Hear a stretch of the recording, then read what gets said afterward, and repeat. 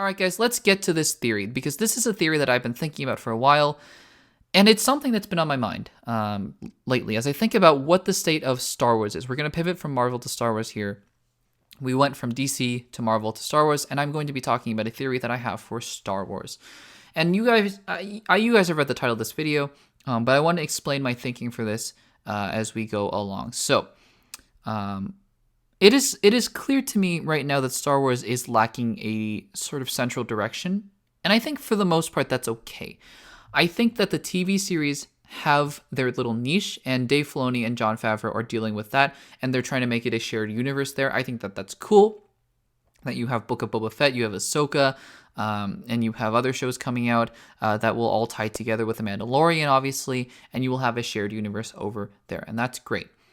But on the film side of things, and obviously they've done all the other little prequel series like Obi-Wan Kenobi and Andor that's coming out, but obviously on the film side it's kind of up in the air, because after the reception to Star Wars The Rise of Skywalker, I think Kathleen Kennedy saw that and went, okay, well, maybe we shouldn't be doing that again for some time. They've given a film to Patty Jenkins, that is Rogue Squadron, but now that is on the back burner apparently. They gave a trilogy to Rian Johnson, which is apparently still there somewhere, somehow, I guess.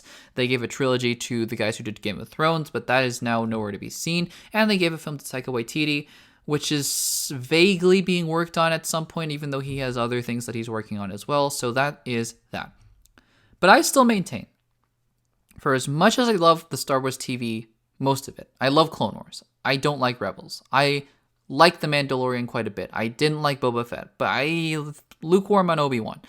For as much as I like some of the things that have come out of Star Wars television, and for as excited as I am for Andor, I do think that the future of Star Wars is in the films. And I do believe that the future of Star Wars is going to be in the episodic films again. I firmly believe that another episodic film will come out again.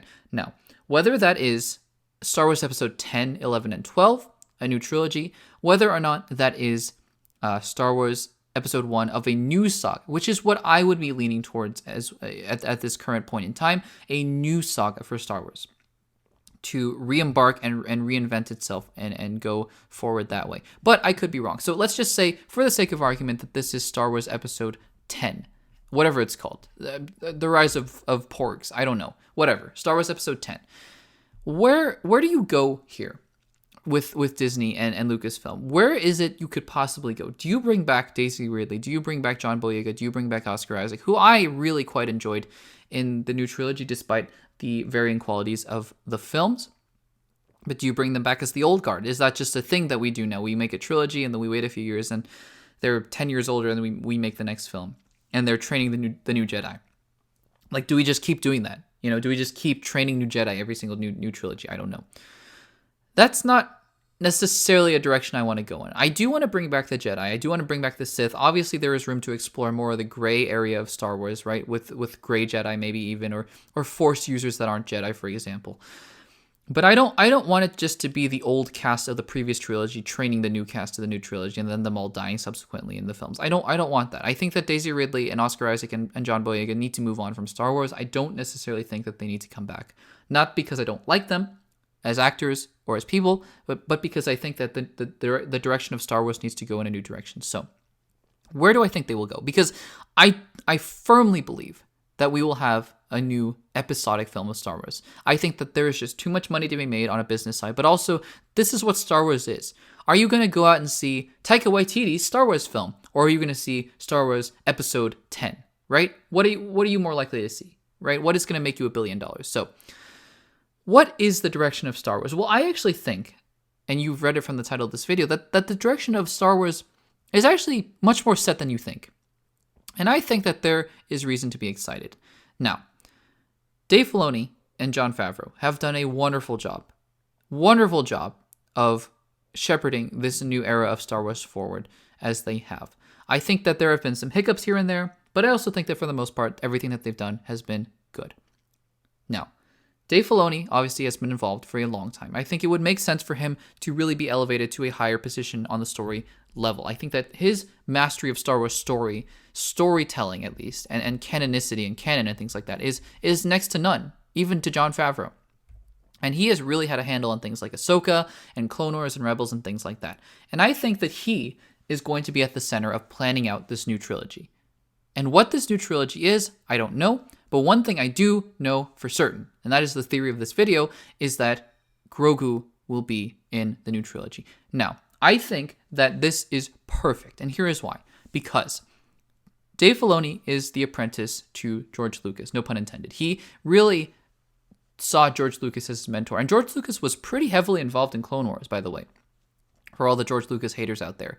I'm not one of them. I think that there are parts of the prequels that are really terrible and really should have benefited from different directors doing them, but whatever. All that aside, I think that George Lucas is Star Wars because it is his brainchild, right? And we are all just kind of trying to replicate that in a certain sense to this very day. I think that that's sort of what the new trilogy was trying to do.